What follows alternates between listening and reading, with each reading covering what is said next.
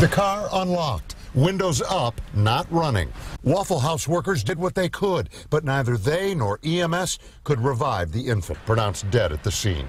Horrified bystanders could only look on. How can you leave your baby in there, especially 10 months old, you know? And it just bothers me. Just don't leave your kids in the car. No. And to be clear, the details in this case unknown so far, but APD has been questioning the young adult who came running out to the car, the man in care of the child. They say he is extremely distraught. It's been a difficult interrogation. We may know more tomorrow. But police warn in a case like this, we all need to look out for one another. If you see a child, an elderly person, an animal in a car, call 911 immediately. If they appear to be in any sort of distress, remove that person or that animal ASAP, and that can be on whatever means necessary to remove them from that situation. Now, temperatures in an enclosed car can climb as much as 30 degrees in just 8 to 10 minutes. In fact, you should not even have a dog in the back of an open bed of a truck in this kind of weather. And remember, this is only early August. We're just beginning the danger zone. In Southeast Austin, David Scott, KXAN News. Police say heat may be a cause of this. If that is confirmed, this would be the second hot car death in Texas so far this year. We hear it again and again that you cannot leave any living thing inside a hot car, but children are especially at risk because they cannot cool themselves as effectively. A child's internal body temperatures rise 3 to 5 times as fast as an adult's. So what happens at 104 degrees internally? A child's organs begin to shut down. 3 degrees warmer, the child is at risk of death from heat stroke.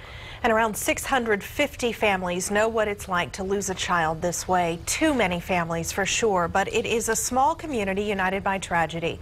So this afternoon, I spoke with Christy Reeves Caballero, the mother of Sophia, also known as Ray Ray, who died 4 years ago inside her father's truck.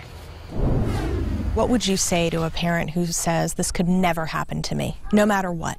I would have never imagined it either, to be completely honest with you. We had never heard of it being humanly possible to forget, for a good parent, to forget a sleeping child or a small child in the back seat of your car until it happened in our case. And since then, we've learned that our case is in no way unique. In fact, the forgotten child care drop-off, which is how our child died, is the leading source of how children die in hot cars. How do you forget a child in a car? Most of them under the age of 3, and a huge majority of them, almost 75%, under the age of 2, and often rear-facing and in the back seat. And most of them are forgotten by what most people would consider very good, caring, responsible parents, pillars of society.